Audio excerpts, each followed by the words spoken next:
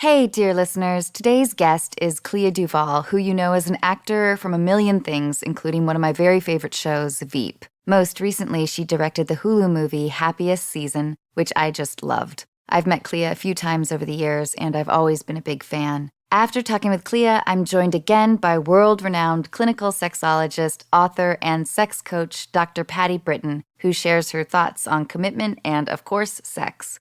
As always, thank you so much for your kind reviews and telling your friends about our show. If you have a question or story to share, please visit our website at unqualified.com. One last note, this will be our last episode for 2020. All of us at Unqualified wish you good health and happiness in the new year. See you in January. Here's Clea.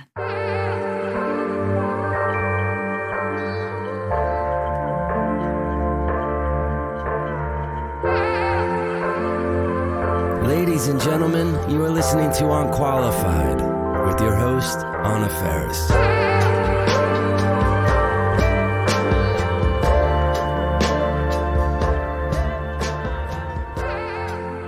Hi. Hi, Clea. How are you? I'm good. Thanks so much for doing this. Of course. Thank you for having me. Yeah, no, I really appreciate it. I was watching some of your other press interviews and noticing this background, which I just love. Oh, thank you. Do you like miniature things? I do like little things. Yeah, I really do. I do too. I grew up really short. I don't know if there's a correlation, but there's safety in miniature things to me. For a while, I was building a murder mystery scene because I bought one of those miniature tents. This is so boring. No, I want to hear this. Do you know if you go to like an REI or a tent supply place, Yeah. how they have little tents, the miniature tents of the big tent? Yeah. So I tracked one of those down on eBay, and I had a family camping murder scene. That's awesome. I did the same thing with Barbies, too. Clea, I watched your movie last night. I loved it so much. Thank you. And my distant perception of you, I hope this isn't too forward as we get to know each other. I guess it sort of surprised me. I assume that people perceive me as maybe an extension of some of the characters I play. Maybe a bit of a dingbat or a really bubbly personality, and maybe I am both of those things. But my distant perception of you, I think, is of a darker sensibility. I mean, you're nodding. Is it too forward of me to sort of present this idea, I guess, that it took me a little bit by surprise that this like joyous, heartfelt, very moving, and very funny movie came from you, Clea? Yeah. I hope that's not rude. No, not at all. Not at all. I mean, it's interesting because, like we met such a long time ago. You remember that? Yeah, we were kids. I feel like I met you several times in like a short period of time, but I can't identify what those times were. Like, I just know that I had met you then. And I never got an impression from you that you were like a dingbat or bubbly. You were like so pleasant and warm. And I just remember thinking like, oh, that girl's really cool. Thank you, Clea. I remember distinctly an intense audition evening for Carnival. Oh, yeah. And I don't know if you remember this. What year did you do that? Maybe it was like 2003? Yeah, maybe it was. My timeline of that show is very weird because we did the pilot and then it was such a long time before we got picked up that I never am able to grasp exactly when everything happened. For our listeners, I think for me, it was one of the few roles that I was auditioning for that was dramatic. I usually didn't get an opportunity. And we had this intense audition. I feel like the evening lasted 4.5 hours. Maybe it was only 45 minutes. But you and I were auditioning. I think there was one other actress.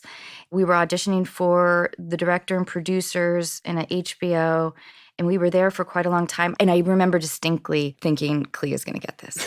Clea's going to get this. I know she's going to get it. And you did. But I also remember in the audition room, one of the producers said, can you just do this again, but with a lot more subtlety? So I was like, oh, man. Okay. I felt like I was being as subtle as I possibly could. But then there was that realization of like, I think my face is just in general too active. Well, I don't. I feel like I have the opposite problem where people are like, can you do a little bit more? Are you awake? But yeah, that is so wild. It was a very long, late night. I remember that because I remember there was like no one else in the building. So, Clea, can I ask you a little bit about directing? Yeah. I've never directed. I think I would like to. It's a broad question, and I wish I could narrow it down, but because I've never done it, this will be my approach.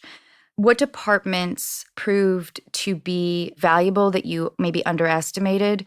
Who did you rely on? What surprised you about the process?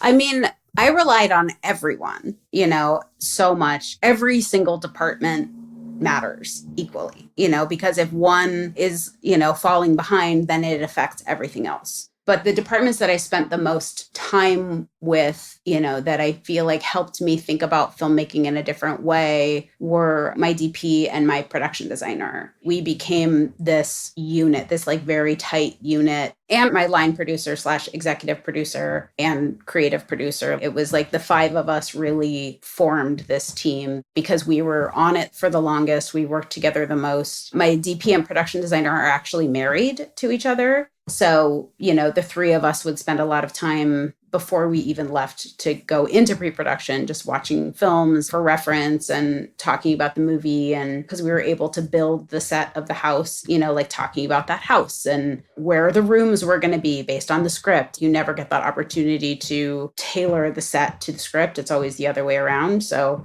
they were really kind of instrumental in helping establish the visual language and how important that was to know that early on, because it really made it so much easier to make decisions quickly throughout the process later on because we had such a solid foundation.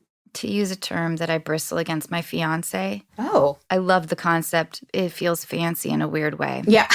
Congratulations. Thank you. He's a DP, and he is always telling me that he believes that actors make the best directors. I've never been directed by an actor, so I don't have sort of that intimate performance relationship with a director necessarily. But I love the performances. Your cast is filled with brilliant actors. And I love it that, especially watching Kristen, there's a moment that I just love, and I know you must love it too, when she's sneaking around the house. Oh, yeah. Her intensity and sincerity, she never relies on any kind of facial gimmickry. I know exactly what you mean, yeah. So every moment with her is steeped in sincerity, which makes, what could have been a kind of a minor moment, her awkwardness and sort of fumbling, it really struck my funny bone.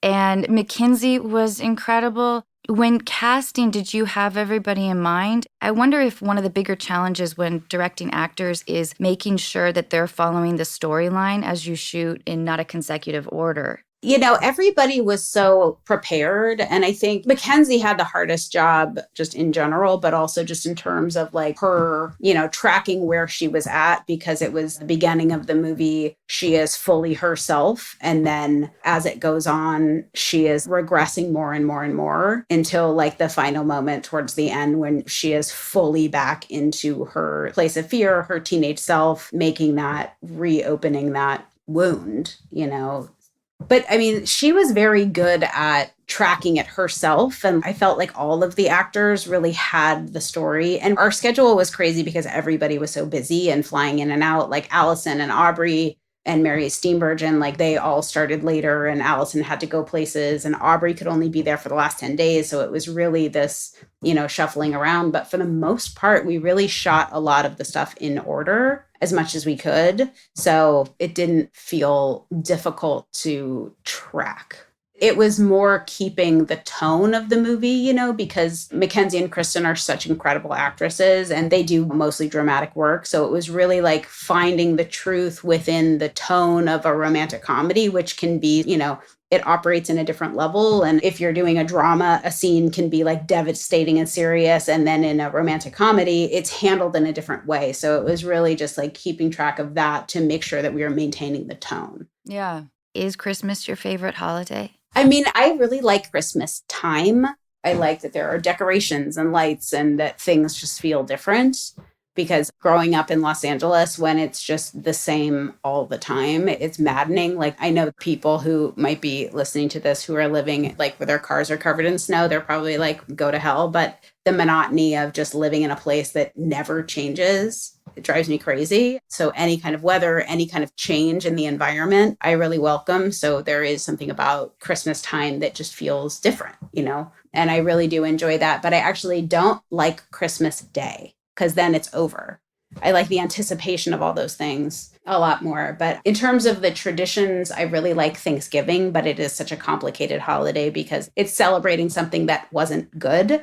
The relationship to that holiday is complicated, but I like getting together with friends and having a nice meal. Completely. When I first moved to Los Angeles, it did feel timeless. Mm-hmm. And I think it is reflective very much in like the community of Los Angeles, at least in the entertainment world, where it is like time just seems to have a different structure and people are terrified of age and all kinds of things.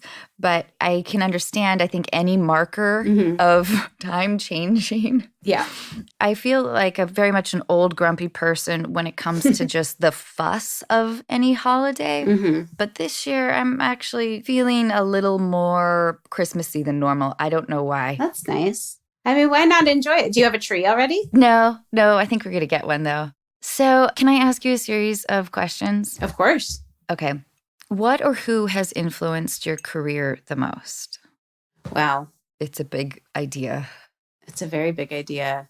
In terms of who, I feel like it's not like there's been one person. I feel like it's been a collection of people along the way. It's almost like a relay race or something that, I get to a certain point and then there's another person who's like, come on, here's this thing, But I mean, the person who's been the most consistent in my life, just in terms of creatively encouraging me and helping me, is my friend Rodrigo Garcia, who I actually met because he directed the pilot of Carnival and directed a bunch of episodes. And we've stayed really close ever since. And I think he's such an incredible writer and filmmaker.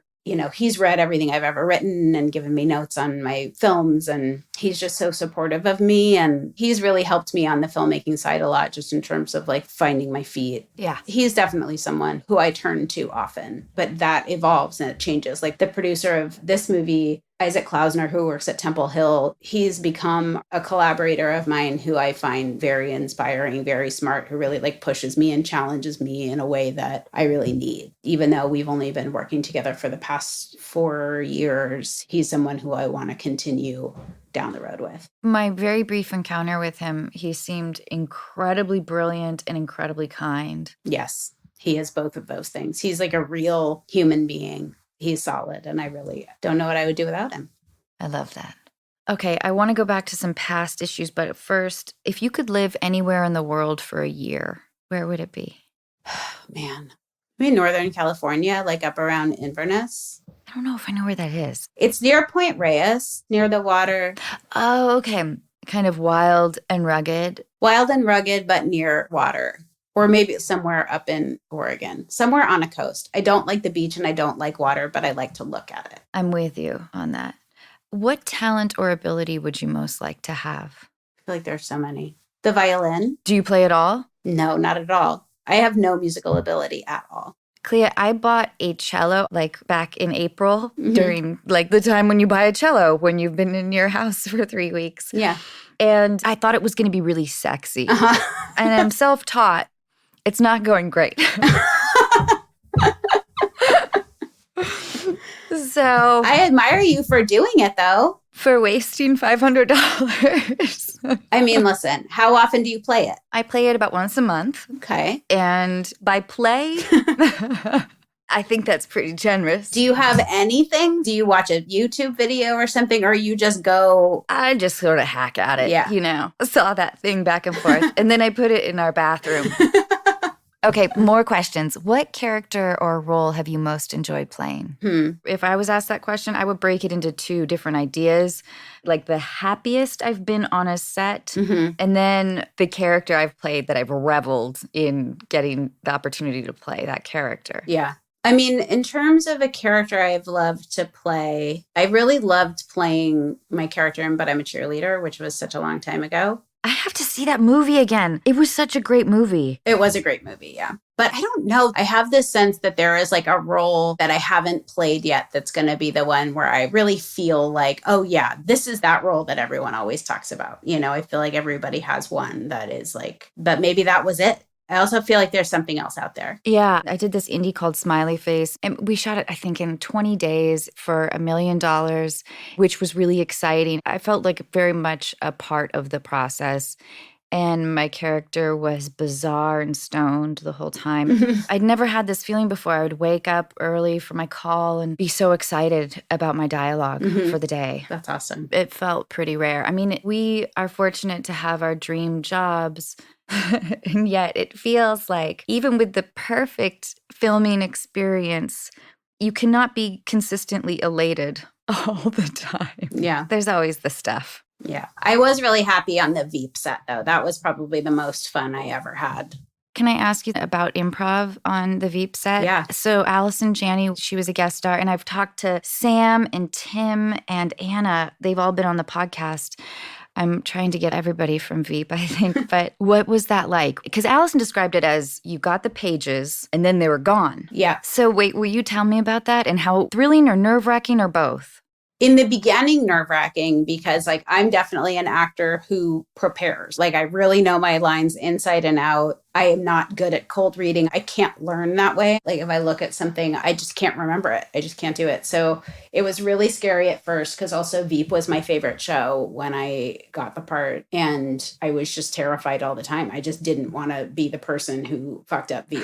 You know, that was like in my mind a perfect show. So I guess it was really just adrenaline and survival instincts just sort of overrode the nerves and I would just be able to do it and keep up, hopefully. But everyone was so generous and so warm and it was such a wonderful environment to be in because it just felt like such a great community, you know, where there was so much support and it comes from the top. Julia is so incredible and such a great leader. That feeling, I'm sure you know what to come onto a set where everyone has been working for a while and you show up and you're just like, okay, well, it's so scary. Yeah, like the foreign exchange student who just shows up in a family that's already operating and you're just like, is this okay? But they always really just made me feel at home and it was awesome. But, you know, I'm not an improviser at all. And I really just stuck to the script. And there wasn't a ton of improv. The scripts were so well written and rewritten often on set. It's one of the best shows on television. Yeah.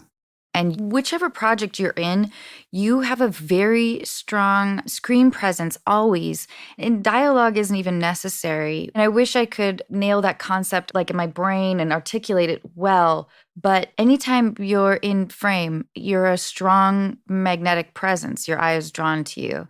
How are you at accepting compliments, Clea? I'm working on it.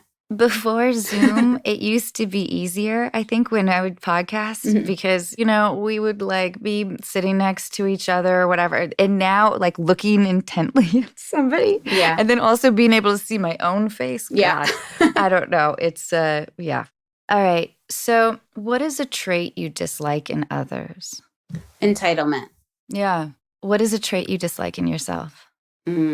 Hypocrisy. Can you elaborate on that? I mean, I think that there are times when I am, you know, I always come around to seeing it, but I think I sometimes, and particularly in my personal relationships, the things that I am most affected by are the things that I have done. But it's something I'm working on, definitely something I've improved where I really consciously slow everything down. It's like if I took your water and you took my coffee and I'm like, you took my coffee. You took my coffee to like slow it down and be like, but I also took your water. So, you know, it's really doing that balance. But when I am not able to catch it, it's disappointing. That kind of self-critique and examination is pretty remarkable. I'm really doing the best I can.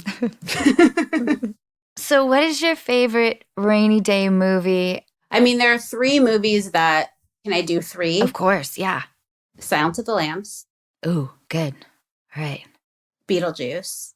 And Groundhog Day. Those are great. Beetlejuice still, it's a great movie. It's so good. It still unnerves me. I think because I saw it, I don't know, maybe when I was 9 or 10. And it had that discordant element. Yeah. But it is a great movie. I love it. What qualities do you look for in a friend? I think authenticity and sense of humor are really important. I like that. On what occasion do you lie? I'm sort of like compulsively honest, but usually when I say like, let's hang out or let's set a thing and I'm like, well, this week is crazy. Let's check in next week. And generally it's something that I want to do, but I find myself sometimes like paralyzed by committing to do something. I have a really hard time just like committing to something. I feel the same way. What's your relationship with religion? I'm not a religious person. I have some people in my life who are very religious, and I see how much it benefits them. And so I definitely have a respect for it. Yeah. A friend of mine just recently said that she really envies her religious friends because there's an ease to their spirituality that she feels like she can never have. Mm-hmm. I think it's an interesting idea. I think that you can find an ease to your own kind of spirituality that works for you that has nothing to do with religion, though. Yeah. This episode of Unqualified is made remarkable by Maker's Mark. In his book, Whiskey Women, The Untold Story of How Women Saved Bourbon, Scotch, and Irish Whiskey, award-winning author Fred Minnick calls Margie Mattingly Samuels arguably the most underrated bourbon figure of all time. Of course, I'd like to change the underrated and untold parts. Everyone should know that Margie Samuels was an all-around badass. Together with her husband, Bill, Margie helped create a new type of bourbon. You know it today as Maker's Mark. Margie was pretty much responsible for everything that distinguishes the Maker's brand. The name, the label, she even had the idea to hand dip every bottle in the iconic red wax, something Maker's Mark continues to do to this day. While the taste of Maker's Mark has always stood out from the crowd, it's said that Margie Samuels is why you pick up your first bottle. In 2014, Margie was inducted into the Kentucky Bourbon Hall of Fame as the co-founder of Maker's Mark and a symbol of the industry's focus on women as leaders, consumers, and pioneers. So ladies, remember to pour yourself into everything you do and to reach for a bourbon that's made with a personal touch. The next time you pour a glass of Maker's Mark, raise a glass to all of the remarkable women in your life. And remember, Maker's Mark crafts their bourbon carefully, and they ask that you enjoy it that way. Okay, what is your greatest extravagance? Ordering food, like at nice restaurants. What would be your, I don't know, are you a truffle lover? Do you like caviar? Oh, I'm not quite that fancy, but there are some restaurants that are like, there's a restaurant in Los Feliz called All Time that I love. Like, I just think the quality of their food is so good. And then there's one in Highland Park called Hippo, and it's like that same thing. It's like a great steak or something like that, where just like every so often, it just feels like a nice thing to do. Clea, I want to get back a little bit to directing. Do you remember what your hardest day was shooting and what particular challenges made it difficult? I mean, our whole schedule was so hard because we shot this movie so quickly. For the size of this movie was kind of insane. But the hardest day was probably the day at Candy Cane Lane. We shot there 2 days, but the first day, in the very beginning of the movie, when they're walking and they're on the tour, because we were supposed to shoot that movie later in the schedule, but we found out that it was going to rain. So we had to make this last minute decision to flip days and shoot that in our first week. I think it was maybe our like second or third day of filming. And I mean, when you're like on sets, it kind of takes a couple days to really like get into the groove. And we were still getting into our groove, and our crew was awesome and our cast was awesome. But it was also still such a crazy thing for our art department to have to do and for our electricians to have to do. It was just suddenly having to do what was like technically like the most challenging thing in our whole movie in terms of like manpower. And we also didn't have a huge crew to do it. It's not like we could hire a whole different team to go do that stuff. It was like our people having to split off or work late. I think our gaffer worked 24 hours or something crazy like that. It was really everybody kind of like rolled up their sleeves and got in there, and they did an incredible job. So that was a big challenge. And then getting there and getting all the background artists in their spots and managed. And it was just a lot of moving parts to be dealing with unexpectedly. It was a very stressful night. What was your least favorite part of directing and your most favorite part? I mean, my favorite part is just all of it. But I think really building the team, building the team between the crew and the cast and all of us becoming this well-oiled machine together. It really felt so satisfying to be able to walk into an environment where everybody was happy and everybody was happy to see everybody. It was such a warm set. It was really, really nice. And then my least favorite part, all the bad stuff kind of goes away. Clea, I love it that you were so, I'm sure you worked on a lot of miserable sets, yeah, as have I. Yeah. And I love it that your joy, your enthusiasm, and your drive gave so much to your team. And I bet it was a blast to work because you feel it watching it too. Yeah, everyone had a lot of fun. It was really wonderful to see. Because even the challenges always push you to come up with a solution that is inevitably better than what you wanted to do anyway. Did you enjoy the editing post-production process? Oh, yeah. I loved that. Yeah. I love editing. It's so fun. It's writing. Editing is writing. I'm in awe of you. The whole journey feels incredibly intimidating. Because even though I've worked in this industry for a while, I feel like I know so little. I have not been paying attention, and it's humbling, I guess. I bet you know more than you think you know. There's no way that you have been on as many sets as you have been on for as long as you've been on them without absorbing some of it. Without any absorption? I don't know, Clea. Maybe the sponge is full. No, I don't think so. I bet if you got into that environment, because you're also not alone doing it. You have a team around you. You're all working towards a common goal. And it's also okay to not know things. And it's okay to ask questions. I forget even the name of the meeting, but there was some meeting we were having early on with everybody. I saw it on the schedule and I was just like, I don't even know what this means. What am I supposed to do? What am I supposed to do with it? I'm leading this meeting. I have no clue what it is, what it's for, what am I going to do? And I just asked Jonathan McCoy, who is our executive producer, what is this thing? And he explained it to me. And I was like, okay, great. Now I know that. Now I know what that is. I think as long as you're okay with not knowing things and asking the questions you need to ask to get the information you need, you'll be fine. Because everyone you're working with has done it a lot and they have done it a million times and they've worked with a lot of directors of varying skill levels. So I bet you could do it. Michael, my partner, he's worked with a lot of first-time directors. But I bet after we talk that we'll talk about how so many first-time directors, I suspect, are very hesitant to admit that they don't know what's going on. Anyway, so I think that hopefully if I ever get the opportunity to direct, I will be a question asker and put my ego aside because I would have no idea what's going on. Okay, what haven't you taken the time to learn about? I think the technical side of writing, just there are so many books on writing and so many philosophies. And I'm so self-taught, but I know there are so many things that I could learn, but I've never been a person who reads a book and knows how to do something. I have to do it myself incorrectly and then figure out where I went wrong and go back and do it better. That's how I learn, which takes a long time. But you're probably going from a place of trusting your gut. And I really respect that idea of trusting your instinct. I was talking the other day about acting coaches and how I'm questioning my first initial idea. Then I sort of go down a spiral of self-doubt. So I understand that. Okay, to whom would you most like to apologize and why?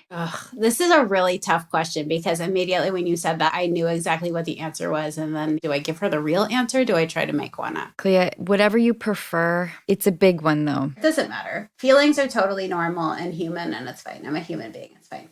I mean, my mom my mom, she passed away when I was 27. And I did have like a lot of anger towards her. And probably the darkness that you referred to earlier in the time where we would have been around each other was very much in full effect. I was very hard on her and I had so much anger, but didn't know I was angry then and still now sometimes have a difficult time processing my emotions in real time. So then I just shut down because I don't know what else to do. And I put her through a lot of like punishing behavior and didn't have empathy for her and really wish that I had the opportunity to recognize that sooner and to apologize to her because she had certainly apologized to me for all the things that I was angry about, but I never really let her like off the hook because I didn't even really understand until well after she was gone. I just didn't have the perspective. That's really moving. Oh, okay. So then moving on to the next question. When or where are you happiest? I'm happiest with my partner in our house. Well, then, okay, what qualities do you look for in a partner? Authenticity, sense of humor, the ability to grow and evolve. I love that. Clea, do you collect anything? I do. I guess tiny stuff is something that I've always collected, but not actively. I also don't really publicize it because then all of a sudden everyone's giving you tiny stuff. And I do have one friend who gives me tiny stuff often. but she only gets it if it's really special. And I don't want to have like 500,000 tiny things because I do have quite a few.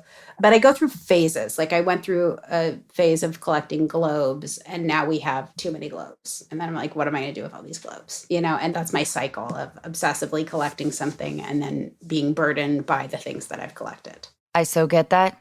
Do you have a mundane activity that you do that relaxes you? I like folding laundry and listening to podcasts. That's good. I like folding laundry too. All right. Do you have a greatest regret? I mean, probably the stuff relating to my mom. That's the only thing I really regret. There's also, I feel like I have a few regrets in the same category of not participating in something because I was like afraid of how someone else would feel about it when it was my own invention. Yeah. Are you an adrenaline seeker? Do you get excitement out of an adrenaline rush? I feel like I have no adrenaline. I really underreact to things. Like if I almost get into a car accident, I'm like, oh, okay, well, that almost happened. But I rarely feel like a rush of adrenaline. Do you have irrational fears? Well, sharks, obviously, but I think it's perfectly rational. The ocean. But again, I feel totally justified in my fear of those things. Like, what about the ocean? That it's like gigantic and powerful, and there are so many things living in it that are designed to live in it, and I'm not. But I think those are rational. Irrational fears would be what? Like being scared of like vampires or something? Yeah. Or like flying, or I'm not afraid of flying. I'm really claustrophobic. So like an elevator at Comic-Con? That is fine with me. But did you see that movie? What was it called? Was it The Descent, about the girls who go in the... Yes. And they're going through all the caves and stuff and squeezing their bodies through it. Like that is my nightmare. Yeah, I'm with you on that. All right. If you were no longer acting or in the entertainment industry, how would you want to make a living? I would want to be a chef. But I know that means I would have to like start at the bottom level of the kitchen and then work your way up to it. That's what I would want to go do. Do you cook a lot and do you find comfort in it? Yeah, I do. What do you like to make? Bolognese is my favorite thing to make. That sounds amazing. I think I'm great at it. I don't get enough praise in my household for it, and that's fine. I still think it's good. I'll give you praise untasted. I bet it's amazing. I don't know, fish, like I try to cook pretty healthy, but every so often I've gotten really good at making burgers, which are my favorite food. So that's really satisfying, and everyone here really likes it. So yes, I like that. What was your first love like? It was very innocent, and then I really turned into an asshole. I just turned into a monster. Do you mind talking about that or no? I mean, I was a teenager, you know, so it was really just like thoughtless and inconsiderate. Did you have more power in the relationship? Towards the end, yeah. But I think I just got really full of myself. I just thought I was like hot shit. And I think it was with a girl. And so it was my first sort of foray into that. I think the beginning was very tentative and very that sort of like coming of age, delicate, beautiful, that then as I sort of got more and more comfortable with being gay. And then I also she was my prom date and going to my prom with a girl. And then everyone else at the prom was like, oh, like people started looking at me in this way and like thought I was cooler or something. So started getting more attention from girls. And I think when more girls started to like me, I was just a jerk. Just like, look at all this attention I'm getting. And like, I think I really didn't handle that very well. And then graduating high school and just meeting more queer people and getting attention from girls, just, I don't know. I think it says a lot about your character that you can reflect upon that and recognize that you may have been hurtful. Oh, I definitely was. Have you been in touch with this person? No. I think that shows a lot of personal strength, though, that you can talk about your first love like that. Have you attended any of your high school reunions? No, I've never even been invited. I don't even know how you get invited to one. I guess you have to be on a mailing list or something, but I'm not. Do you keep in touch with anybody from high school? There's one girl or woman, I guess we're women now because we're in our 40s, who's like sort of in my orbit, but we're not super close. Yeah, I didn't keep in touch. There's one person that I keep in touch with, but we developed our friendship after high school, oddly. But that was like my serving time. I just wanted to plow through that. Yeah. All right. Clea, please forgive me because I've rarely answered these questions for myself. Okay. So for what historical figure would you start a fan club?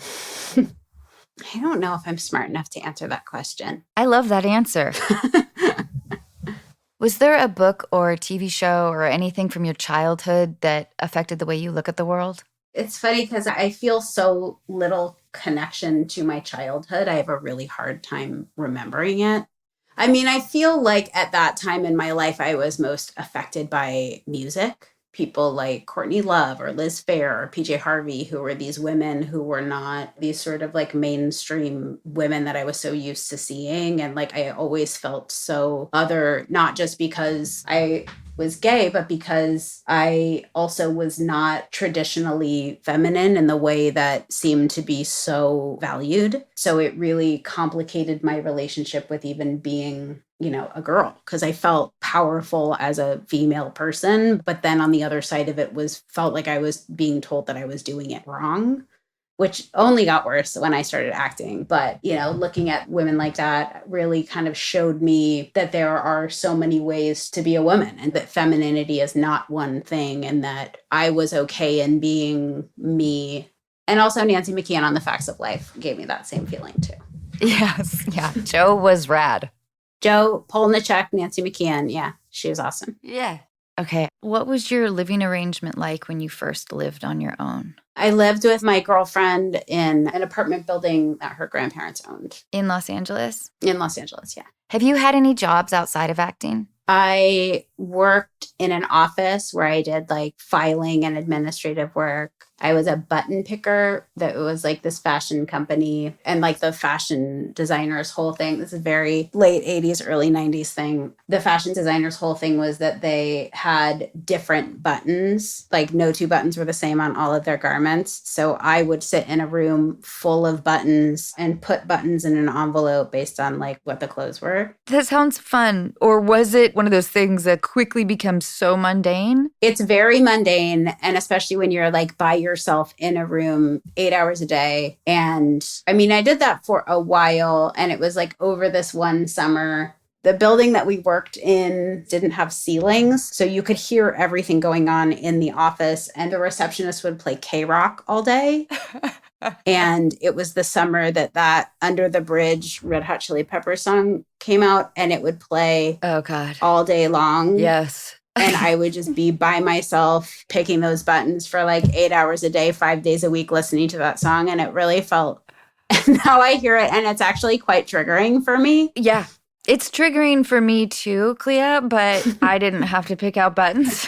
But there was like a 5-year period where it was just Red Hot Chili Peppers all the time. All the time. Oh, boy. And they're great. Like the kids say no shade to them at all. But it was like a weird sort of government experiment is what it felt like at a certain point where you just have to sit alone in a room, putting buttons in an envelope for 8 hours listening to that one song. It was pretty bonkers. And then I also worked at an Italian restaurant called Fab's that I loved. Wait, what did you do there? I worked in the takeout window where sometimes people walk up, but mainly it was like taking phone orders for like deliveries and pickups. And I worked at Buzz Coffee on Sunset that is now a Starbucks. I loved that job so much. And then, I mean, I did like babysitting and stuff when I was little, but I had my first job when I was like 12 years old. So I worked a lot until I became an actor. I reflect on some of the more mundane jobs, I guess, I've had, and I think about how relaxing they were. I mean, that sounds kind of fucked up. Not being a waitress, that was not relaxing. But in terms of the stress in this industry feels monumental. It feels massive. It feels so much bigger than the day. Yeah. It feels like this fucking mountain that we continue to climb or have to hustle for or whatever it is because it feels like the stakes are high. I was a receptionist for a while. Man, I was so relaxed and happy. I really enjoyed it. I really liked the people I worked with. If I fucked up for the day, it would be like transferring an extension to somebody else. And it wasn't like, oh, I just blew a $20,000 shot or whatever. I mean, what I liked about all those jobs is actually the same thing I like about making movies and TV shows is the community. Like if you can find a job where you have a community where you're all working towards the common goal and it's about the people, and that's what I was really lucky to find. And all those jobs also was part of the reason I loved working at the Italian restaurant is because it was this family owned restaurant. And even though one of the family members who for some reason hated me and would always yell at me and like fire me. And then I would go to like the other family member and be like, am I really fired? And he'd be like, no, you're fine. It still felt like this community. And I think that's really rewarding, no matter what you're doing. I love that. I want to ask you a little more about Happiest Season. How did you come up with the style or look of the film? We definitely had a plan going into it where we wanted us to establish our own visual language for the film. How did you guys define that early on? I mean, it was really trying to tell the story through our shot selection, where like Kristen shows up and she is the outsider, and how framing her and with the blocking, placing her more on the outside of what's happening, and then with like she and Mackenzie, where they start off together and they're in each other's shots. And then as the movie goes on, they're like more and more separated. So it's like just thinking about that, how we could, in everything we were doing, whether it was like shot selection or like with the production designer, how can we always be telling the story? I really loved, and I cried, that beautiful scene with Dan and Kristen outside. Yeah. It was incredibly moving and so beautifully delivered. Mm-hmm. I don't really have too many questions about that scene. I just wanted to tell you that it was really beautiful. Yeah, thank you. They did such an incredible job. And beautiful dialogue that you and Mary wrote, who is also fabulous. She's awesome. Okay, what is the best or worst advice you've ever been given? The best advice that I've been given is the first movie that I directed to just direct it because I didn't want to originally. You didn't? I didn't want to direct it. Why not? Because I was too scared to act and direct. So then how did you plow through? I had an experience on a project that was just so not great. And I had to take on a lot more than I normally do as an actor. And I was able to do that and still do my job as an actor. And it was also just so hard in so many ways. And I was like, well, if I can get through that, I can do this. And what about the worst advice? To stay closeted in my career. Really? Yeah. Somebody told you that? Oh, yeah. Fuck, I'm naive. Not just one person.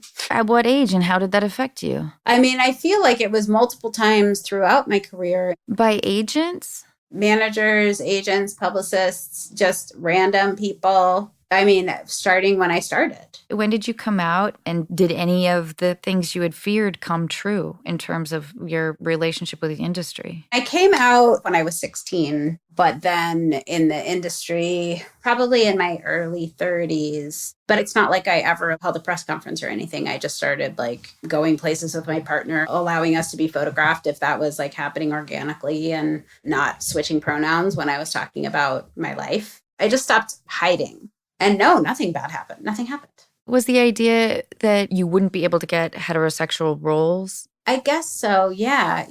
That it would be the only thing about me and that it would affect the kind of jobs that I got. When an agent or manager or publicist would tell you, or friends or whatever, that must have been kind of a physical sting, right? I think at the time I hadn't fully accepted that part of myself. So it was almost like, of course they're right. I need to hide this because it's bad.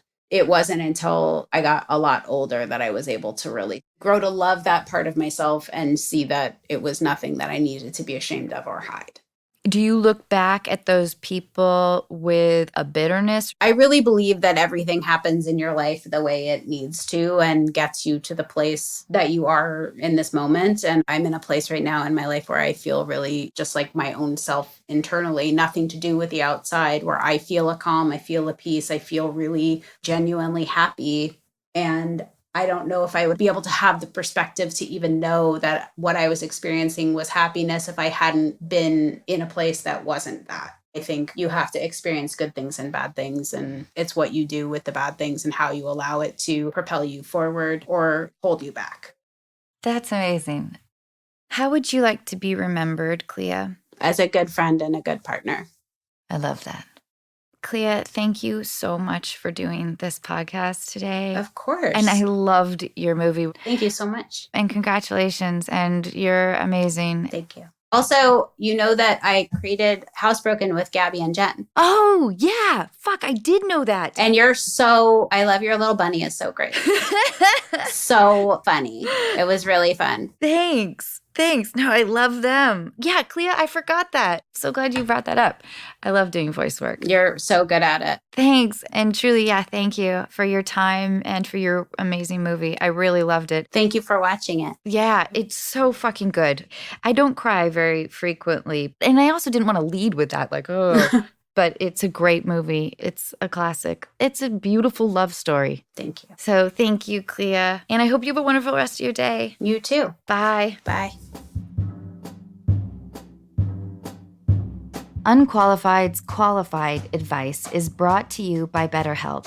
If you think you may be depressed or you're feeling overwhelmed or anxious, BetterHelp offers licensed professional therapists who are trained to listen and help.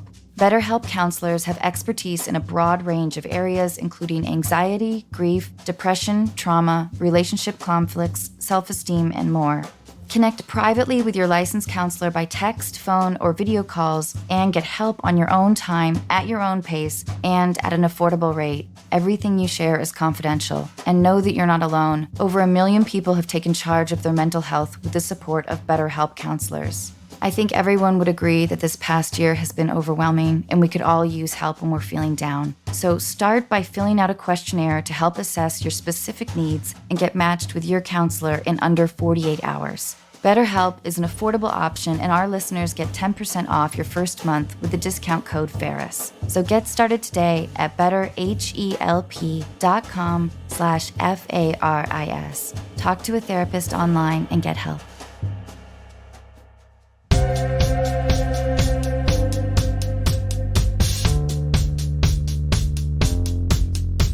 Hey everyone, world-renowned clinical sexologist Dr. Patty Britton is back to share her knowledge and experience so that I don't have to keep pretending like I have either of those things. More info on Dr. Patty and our other experts can be found on our website, unqualified.com. Hi, Dr. Patty. Hi. We are going to call Chris. Okay.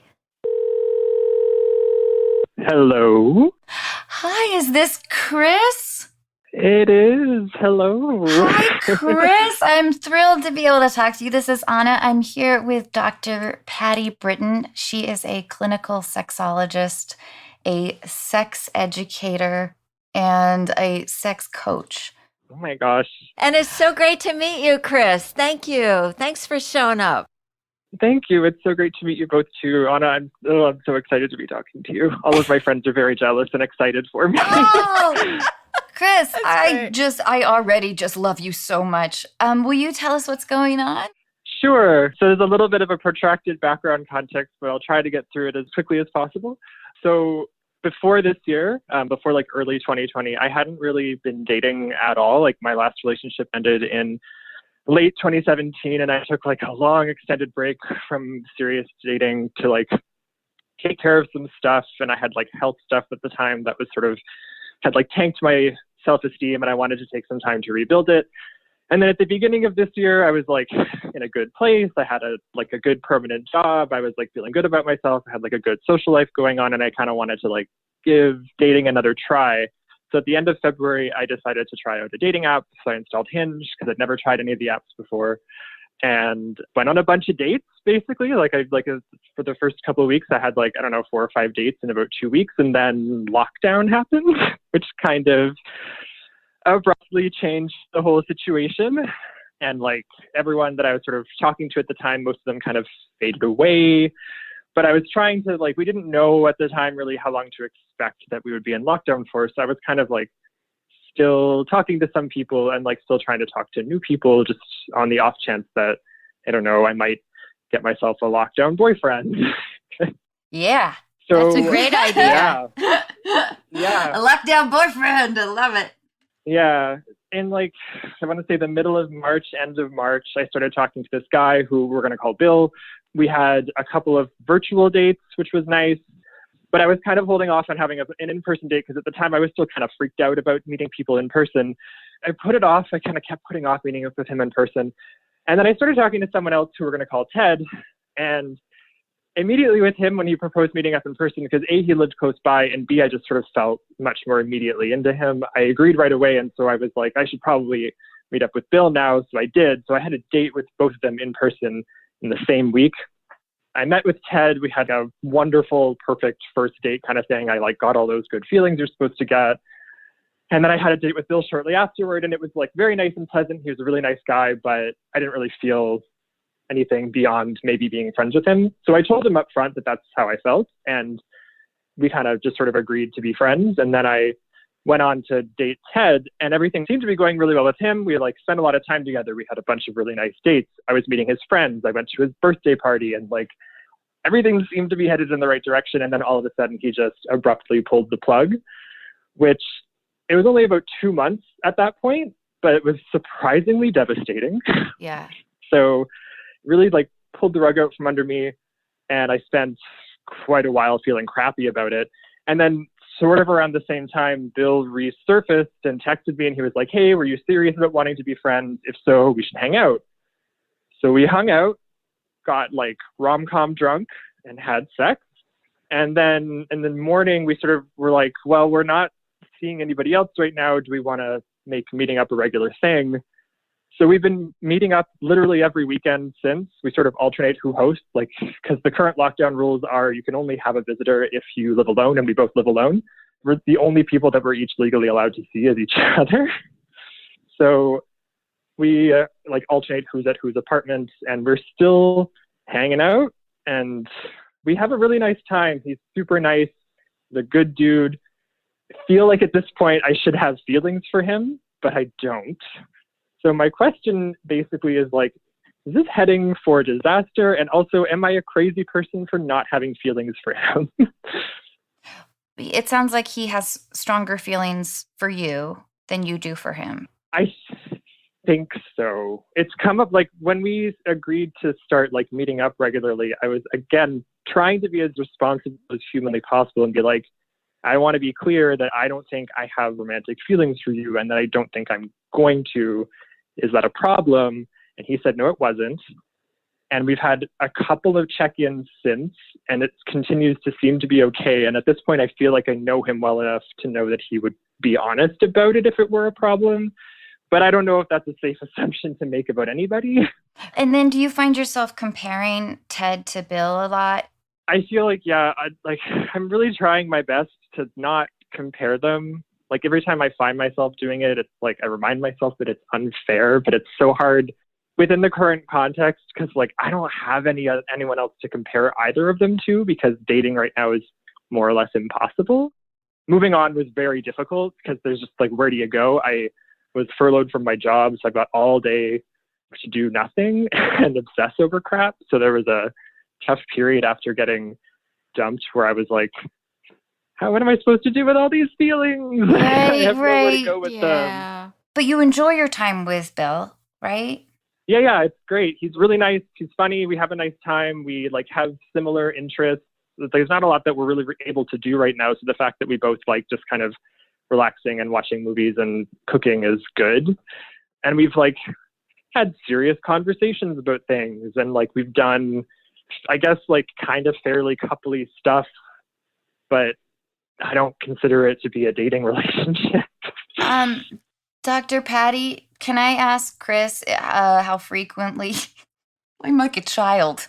Sorry, guys. Hey, Dr. Patty, can I ask Chris how frequently he has sex with Bill? Yes, you may. You may. So we meet up every weekend and we have sex like 2 or 3 times a weekend. Are you worried about breaking Bill's heart? I'm very worried about him getting hurt, yes. Like anything that I might do terrifies me.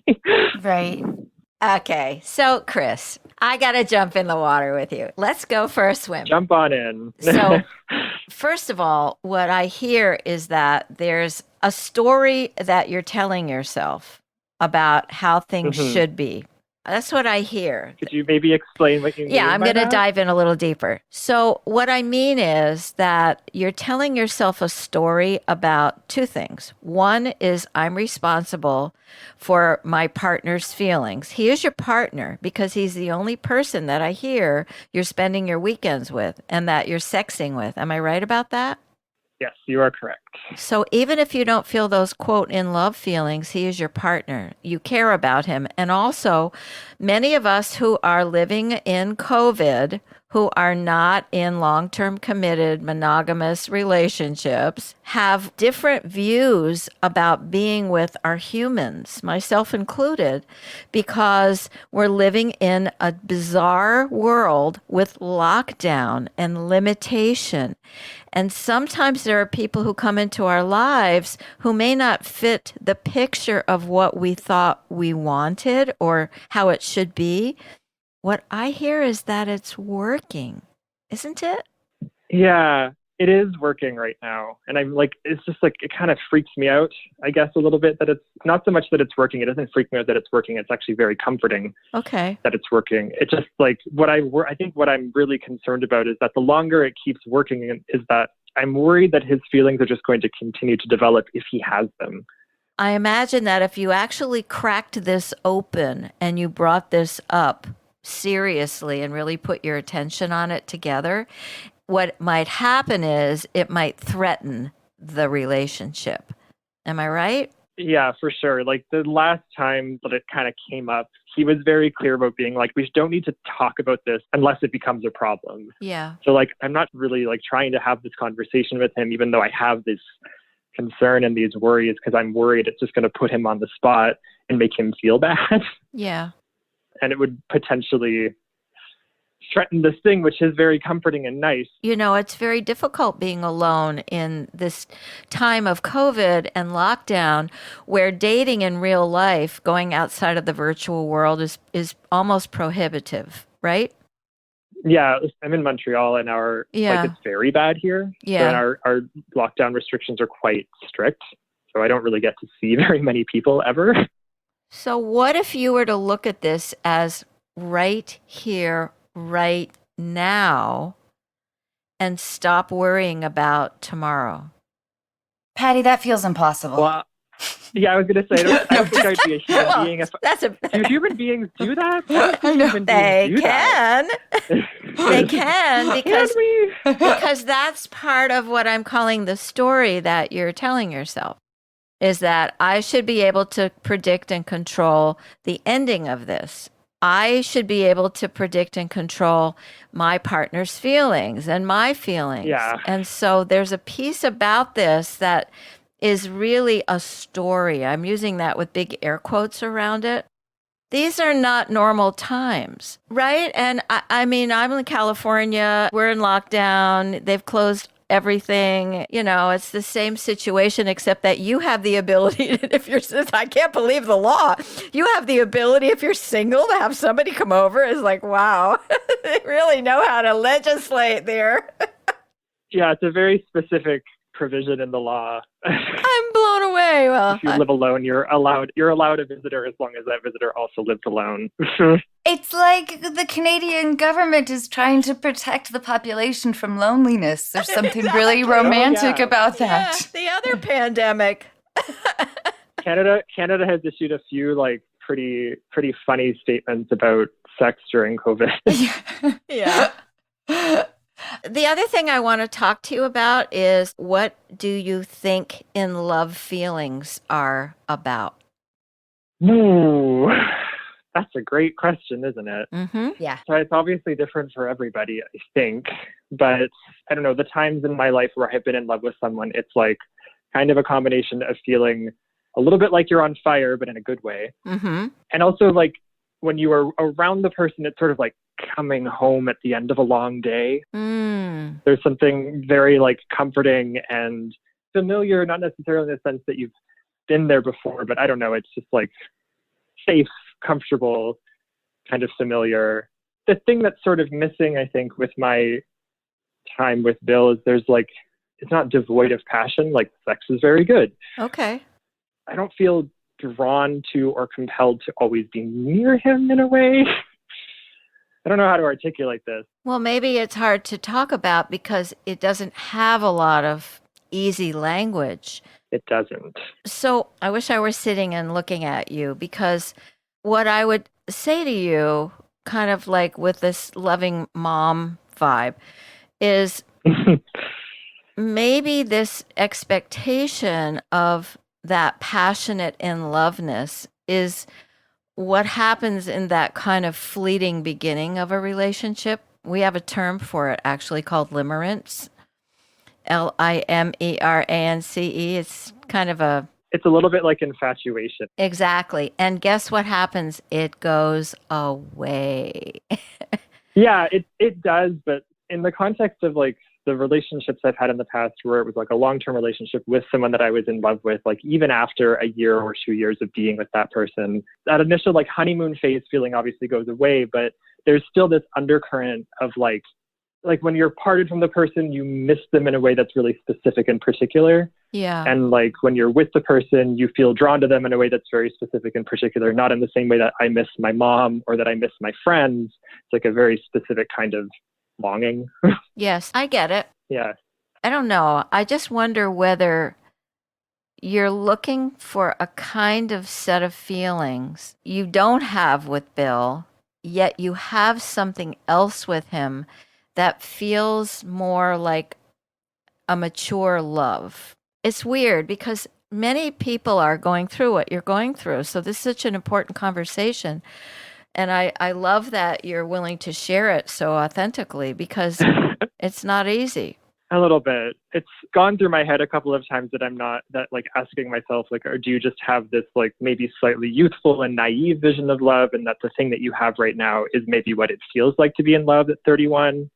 Uh-huh. But I feel like, I don't know, to me, if I've been having this conversation with myself and this level of doubt and this feeling of like, if I accept this, it will sort of feel like I've settled for something that isn't actually what I'm envisioning. Like, am I always going to think that? Is that going to like undercut the relationship if it became a relationship? Like, where do you go from having this feeling like this isn't really what it feels like when I'm in love? Mm-hmm. I understand. And maybe it just needs more time. Maybe. You know, it could morph into something where those feelings emerge because in some ways there's this kind of odd situation going on, which is that you can't leave because you would have to choose between this or nothing is what you've sort of set up, right? Yeah, I mean, I have started talking to other people over the past few months. Never anything goes anywhere, obviously, because I don't think people right now are really good on the follow through because it's so hard to even think about meeting up with somebody, I guess. Yeah. And I don't think my heart was really in it anyway. But I'm sort of at this point where I'm like, let's say I do meet somebody somehow and I get those feelings that I'm looking for. Yeah. Like, what do I do with that? We're kind of all feeling trapped right now. And if Bill at times makes you feel confined or whatever, because we're all feeling that and trying to figure out how to not feel that way sometimes. And especially right now, Chris, too, when you spend time with Bill, it's at your homes. So there is that intense intimacy as well. It's like, you know, I'm sure when you guys are together, maybe now there's a feeling of like you're almost kind of living together. Yeah, it's like having a part-time roommate almost. Right. So had you been in a lot of long-term, like had you ever lived with a partner before? I have never lived with a partner, no. I had 2 other long-term relationships, but yeah, they were a while ago at this point, I guess. Well, the last one was ended in 2017. Okay. And then you took a break before all of this as well. So this is where our personalities differ, you and I, Chris. I leave only here. only here. Only here. Otherwise, we're identical. I haven't been single since I was 16. Oh, I have. Yeah. So anyway. I came out when I was pretty young. Like I came out when I was 15 and I didn't have like a long-term relationship until I was 20, 21. Okay. And then after that relationship ended, I took like a 2, almost 3-year break again. And then the last relationship that I had, which ended in 2017, again, I took a long break after it because the thing I know about myself is I'm very good on my own and I tend to take some time or feel like I need time to sort myself out after a relationship because I get very invested in them. And I tend to take a long time to extricate myself from them. Yeah, so maybe this is also part of that too. Maybe your cautiousness makes you analyze maybe they're normal things that Bill does that annoys you about, like, I don't know, loading a dishwasher or whatever the normal things are, the things that we all adjust to as we are in each other's spaces. And it is interesting because you kind of are at the earlier stages in a relationship with Bill, and yet It's only really been 4 or 5 months. Right. And yet you guys are like in each other's homes. You know where things go, in his place, or he knows where things go in your space. And so it is like there aren't the sort of the normal testing of waters of, the minor daily things in life. I think you need to just let it roll for a while. I really do. Yeah? Yeah. I'm always worried that I'm being irresponsible by just letting something continue when I still have this thought in my head that it could end badly. But that's just sort of being like overly anxious. It's all going to end badly, Chris. Everything. I'm sorry, Dr. Patty. That's the conclusion we've come to. Yeah. I have another question for you. Are you worried that this is a rebound reaction to Ted's dropping you? Oh, fully, yes. Yeah. 100% I am worried that that's what's happening. Did I take that rejection and just kind of project it onto somebody else to make myself feel better? Yeah. I don't think so. At this point, I'm like, if it had just been a rebound, I feel like I probably would have detached by now, but I don't know. I've never had a rebound relationship before, so I don't know what those are like. I think that Dr. Patty's right. I think that you guys are giving each other companionship and friendship and sex. Sex. Yes. During this time. And I love it that you are sensitive to Bill's feelings, and I think you should continue to be. I do think that Dr. Patty's right, that for right now, if you are happy, I do think write it out as well. I do feel like there is a conversation perhaps with Bill to be had, but am I totally wrong, Dr. Patty?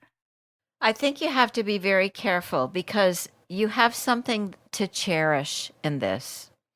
And it's Dr. Patty really likes Bill, I can tell. Yeah, I can tell. Do you think, Dr. Patty? It's not so much about liking Bill, it's liking that this relationship serves both of you.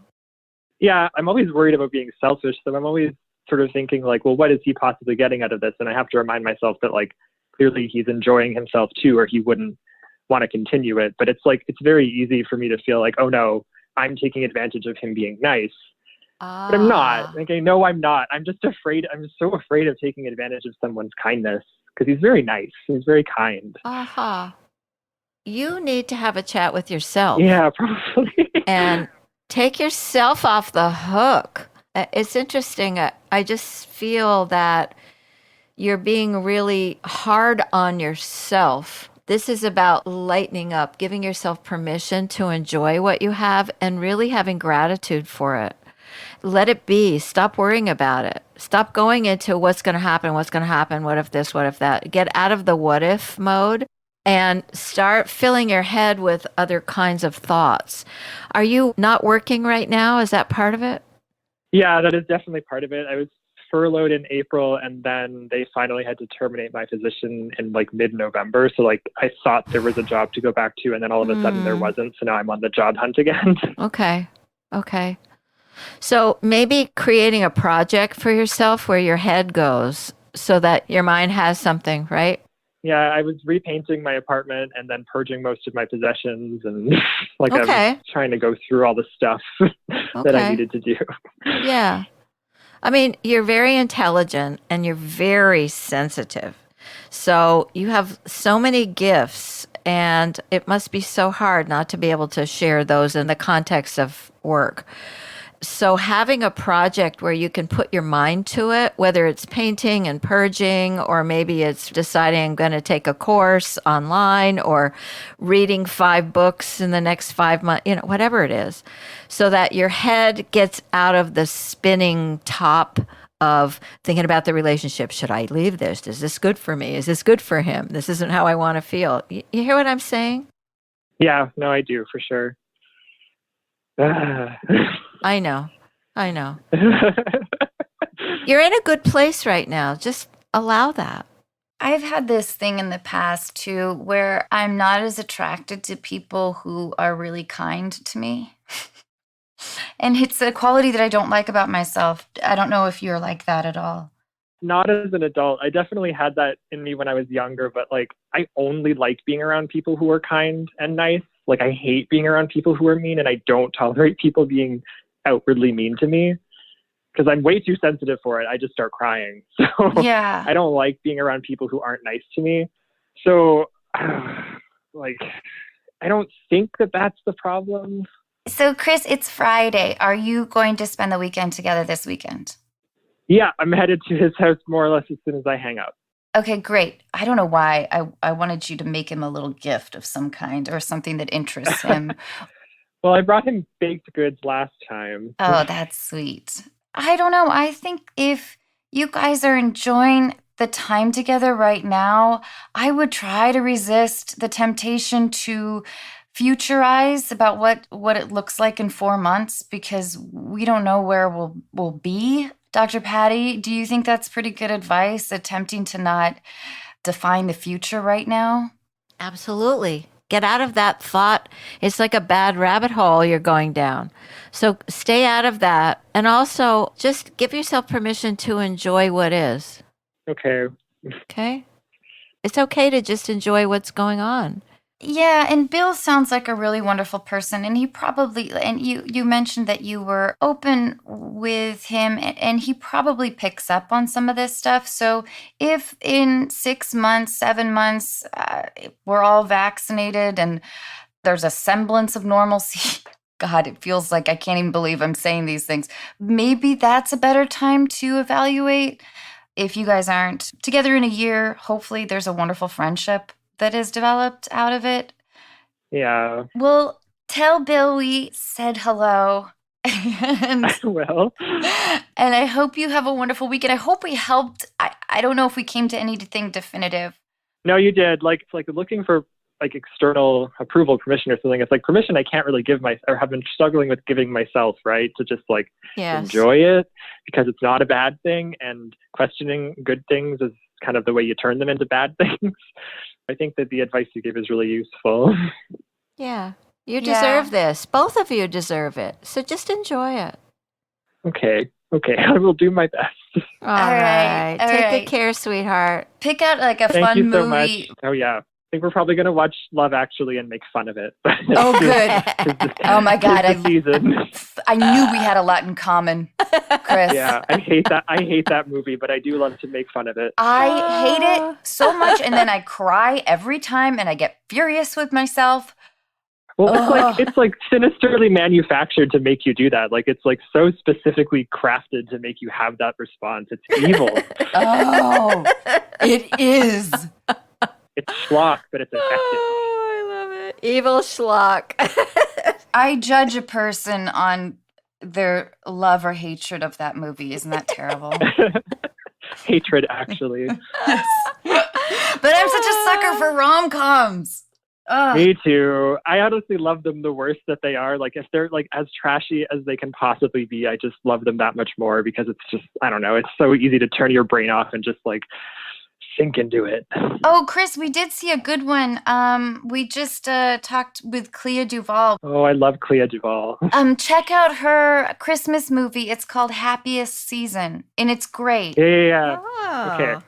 I will. Yeah, I've been seeing previews for it, and I was pretty excited about it because I really like her and everyone who's in it. Yeah, we really, really enjoyed it. And thank you so much for sharing this stuff. We've been getting a lot of letters about people going through similar issues with new relationships during this time. And people will benefit from hearing your story. Yeah. Chris, will you please be in touch? I love you. Yeah. Thank you again. Bye, Chris. Bye-bye. Bye. Dr. Patty, thank you again for doing this today. Thank you. Bye-bye.